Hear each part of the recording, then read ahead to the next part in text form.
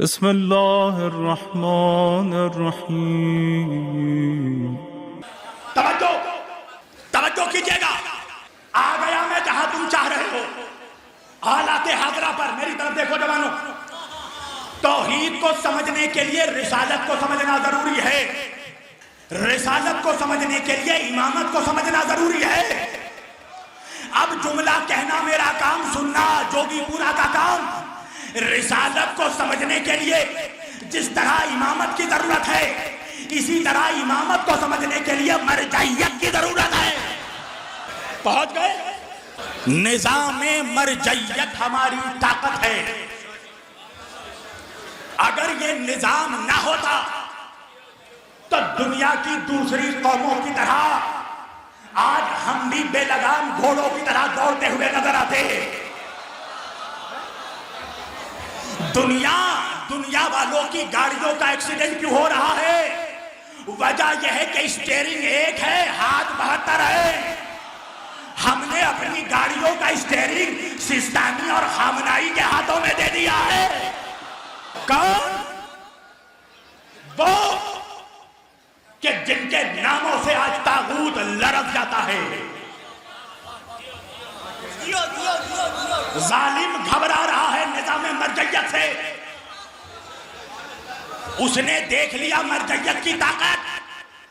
उसने सोचा था कि दाइश के जरिया इराक में तमाम शियों का, अली वालों का कत्ल करवा देगा।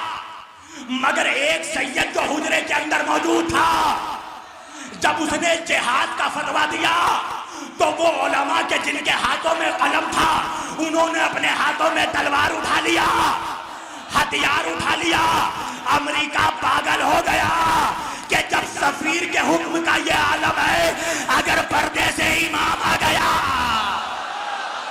दुनिया ये देखो, वीडियो कैमरा में बोल रहा हूं और तुम जानते हो शब्बीर वारसी मकानी नहीं मैदानी आदमी है। जो बोल रहा हूं वो रिकॉर्ड हो रहा है।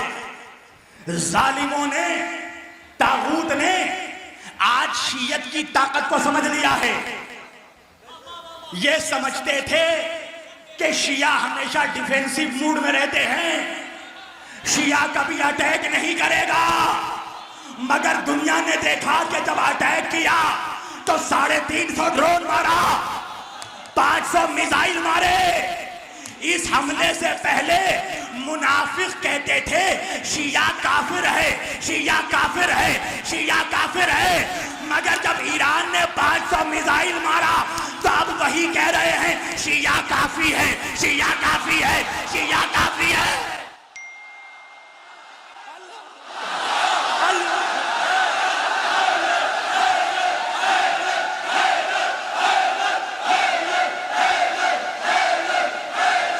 और सुनो अली वालों, चूंकि मैं इस कौम का और अली के दरबार का एक बहुत फकीर नौकर हूं, और खतीब का काम यह होता है कि कौम को सुला ना दे, सोए हुए लोगों को बेदार कर दे।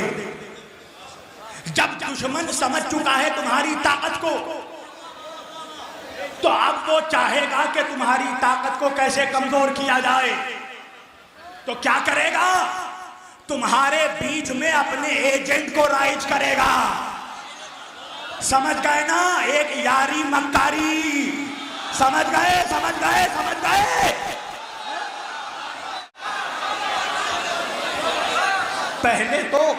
पहले तो मुनाफिकों से मुनाजरा किया और खूब मुनाजरा किया। मुनाजरा करके अली वालों के दिलों में जगह बनाया। इसलिए किया ताकि हमारा हीरो बन सके।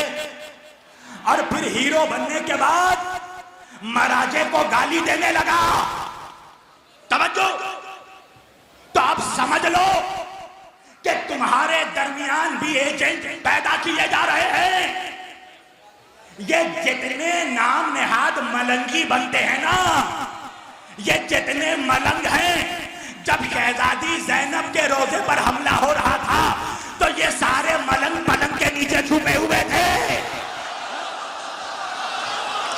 वजह यह है कि ये जितने बोकस मलंग हैं, ये फेसबुक के हीरो हैं,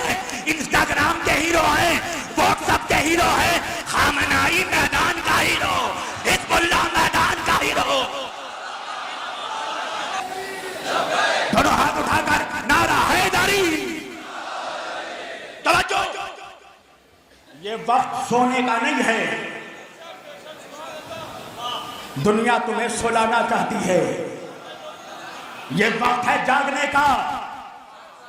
तुम्हें पता भी नहीं तुम्हारे खिलाफ क्या साजिश हो रही है। ये ईरान के सदर का हेलीकॉप्टर क्रैश होना ये कोई हादसा नहीं हो सकता, कोई मामूली बात नहीं है।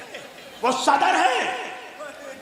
दुश्मन एक पैगाम देना चाहता है, तुम्हें डराना चाहता है कि जब हम तुम्हारे सदर को मार सकते हैं तो किसी को भी मार सकते हैं। तवज्जो, तो तुम्हें समझना है कि हक कहां पर है। कुछ मनहूस मुझे कहते हैं शब्बीर वारसी को ईरान से बड़े पैसे मिलते हैं। अगर पैसे मिलते हो तो मुझ पर लानत, और नहीं मिलते हो तो जो बकवास कर रहा है उस पर लानत। समझो, मुझे ईरान से पैसे नहीं मिलते, मगर मैं जानता हूं कि ईरान हक पर है। वजह क्या है? मैं किसी मुल्ला की नहीं अपने मौला की मानूंगा। मेरा मौला कहकर चला गया कि अगर कोई ऐसा जमाना आ जाए कि हक का पहचानना मुश्किल हो जाए तो फिर ये देखना कि सारी बातिल ताकतें एक साथ किसके खिलाफ खड़ी है। तो जब मैंने देखा तो सारी बातिल ताकतें अमेरिका ईरान के खिलाफ, इजराइल ईरान के खिलाफ, बरतानिया ईरान के खिलाफ। अब भी मुश्किल है कि हक पर कौन है? अब भी पहचानना मुश्किल है। वो तुम्हारा लीडर, बस आखिरी बात, जिसके रोब से दुनिया की पावरफुल हस्तियां कांपती हैं। दुनिया के सबसे बड़े मैगजीन ने, फोर्ब्स ने अभी बताया, नाम पेश किया कि दुनिया का इस वक्त सबसे ताकतवर इंसान कौन है। किसका नाम दिया? मुझे मालूम है हर किसी की जुबान से नहीं निकल पाएगा। खामनाई। कौन है खामनाई? बताऊं? व्लादिमीर पुतिन, रशिया का प्रेसिडेंट। ये वो शख्स है कि ओबामा के दौर में और ट्रंप के दौर में जिसे दुनिया का सबसे ताकतवर इंसान बताया गया था। तुम जाकर तमाम चैनलों को देखना, ये रशिया का प्रेसिडेंट व्लादिमीर पुतिन जब भी किसी दुनिया के बादशाह के सामने, किसी मुल्क के प्रेसिडेंट के सामने बैठता है तो वो यूं बैठता है, इस तरह गुरूर में बैठता है। ट्रंप के सामने बैठा तो ऐसे बैठा, सऊदी के शाह के सामने बैठा तो ऐसे बैठा। मगर दुनिया ने देखा कि वही व्लादिमीर पुतिन जब खामनाई के सामने बैठा तो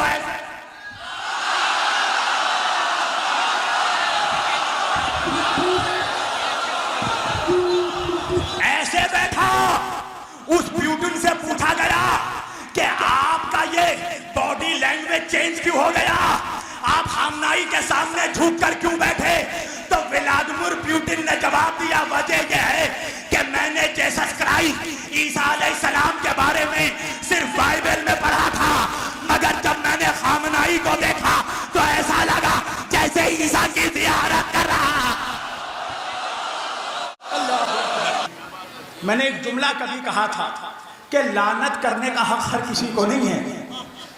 लोग ताज्जुब में पड़ गए, ये क्या कह रहा है शब्बीर वारसी। मैंने कहा कि देखो, यजीद पर लानत करने का भी हक सबको नहीं है।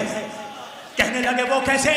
मैंने कहा यजीद पर नमाजी तो लानत कर सकता है, शराबी नहीं कर सकता। आए आए आए आए भाई, जो खुद शराबी हो वो शराब पीने वाले पर लानत कैसे कर सकता है? तवज्जो। तो जब हम गासिबों पर लानत करते हैं तो ये मुमकिन कैसे है कि हम किसी का हक छीन कर बैठ जाए? खत्म कर दी मैंने गुफ्तगू। एक मिनट के लिए मैं रोक रहा हूं मजलिस, एक जवाब देना था। मैंने एक मजलिस में अलीगढ़ में कहा था, पाकिस्तान से कुछ बनी उमैया के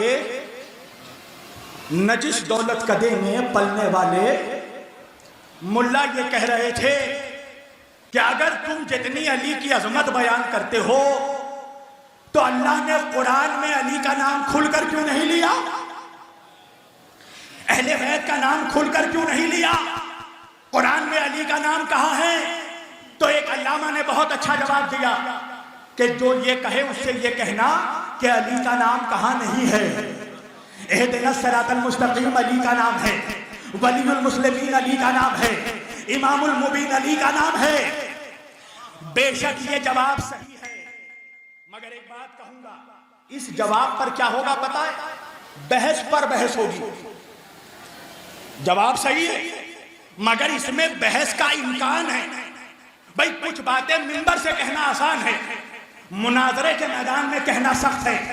मसलन अगर मैंने मुनाफिक को कहा कि इहदिना सिरातल मुस्तकीम अली का नाम है, तो मुनाजरे में मुनाफिक मुझे पलट कर कहेगा तो साबित करो। मैं कहूंगा इमामुल मुबीन अली का नाम है, कहा साबित करो। तो बहस पर बहस होगी, मगर मैंने जो जवाब दिया उसका कोई आर्गुमेंट नहीं हो सकता। मुनाफिक कहने लगा अल्लाह ने कुरान में अली का नाम खुलकर क्यों नहीं लिया, हुसैन का नाम खुलकर क्यों नहीं लिया? मैंने कहा वजह है, अगर अल्लाह कुरान में अली का नाम खुलकर ले लेता तो मुनाफिक कहता कि कुरान भी शियों की किताब है। तवज्जो, अल्लाह को पता था मुनाफिक बहुत चालाक है।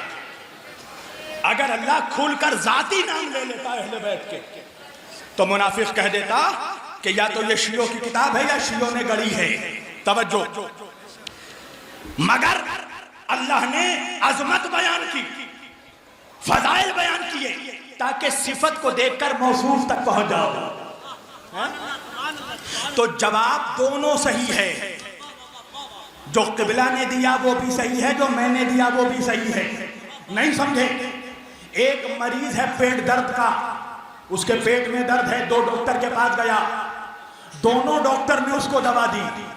एक ने कुछ और दवा का नाम लिखा, दूसरे ने कुछ और दवा का नाम लिखा, मगर मकसद दोनों का है कि पेट का दर्द कम हो, बढ़े नहीं। समझे आप? इसका मतलब यह है कि अपने चैनलों के व्यूज बढ़ाने के लिए हक को हक से मत टकराओ। ये एक मैसेज था जो मैंने दे दिया। अली वालों के मुकाबले पे अली वालों को मत लाओ। वक्त यह है कि सारे वली, सारे अली वाले एक साथ मिलकर दुश्मनों का मुकाबला करें। इसलिए कि हालात का ये पस समेट दी मैंने गुफ्तगू, हालात का ये तकाजा है कि अपने वक्त के इमाम की आमद के लिए हम राह हमवार करें।